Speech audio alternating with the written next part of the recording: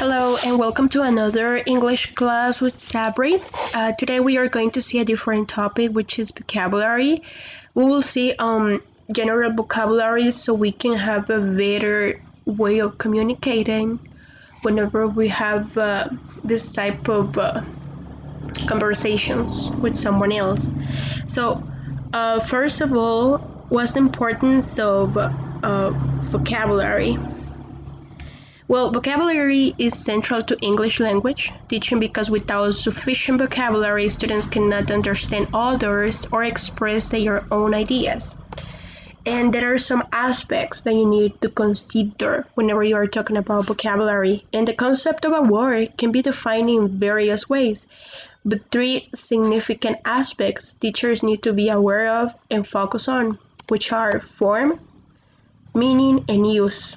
According to Nation 2001, the form of a word involves the pronunciation, that will be the spoken form, spelling, that will be the written form, and any word parts that make up this particular item, such as prefix, root, and suffix. An example for a word parts can be seen with the word uncommunicative, where the prefix "un" means negative or opposite. Communicate is the root word and "ive" is the suffix. So those are some of the things that you need to consider if you want to build a stronger vocabulary, that you can find another words that can be used with this kind of elements. So now we have some examples so you can learn new vocabulary. The first one is faulty. You can see right here you can see right here the word, and then next to it is the phonetics, so you know how to pronounce that word is faulty. What is the definition? Is something working badly or unreliably because of imperfections. And we'll see an example.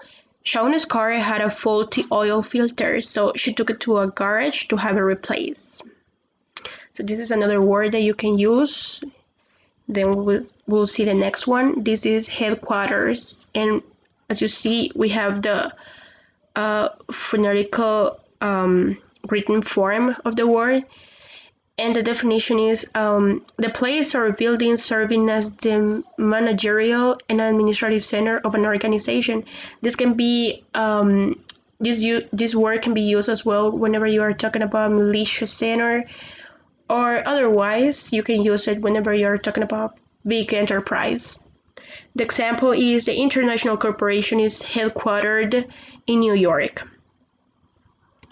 We have rueful, and as well you have the phonetics besides to the word. The definition is expressing sorrow or regret, especially when in a slightly humorous way. The example is the loser had a rueful look on his face. Then we have a spellbound. The definition of this is hold the complete attention of someone as taught by magic or fascinate. This can be used as well whenever you are going to say that you are fascinated with something or someone as well.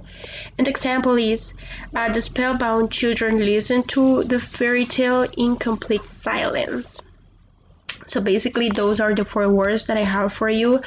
I hope you can practice each of them so you can remember the pronunciation, the spelling, and learn how to use them in different kind of contexts. So you are not using just the same words, and you will be looking more sophisticated, more knowledgeable whenever you are using different kind of words that are not that common that we use like every day or for everyday conversations. So I hope this video has helped you a lot to learn about vocabulary, and I will see you in the next class with the next video. Have a great day.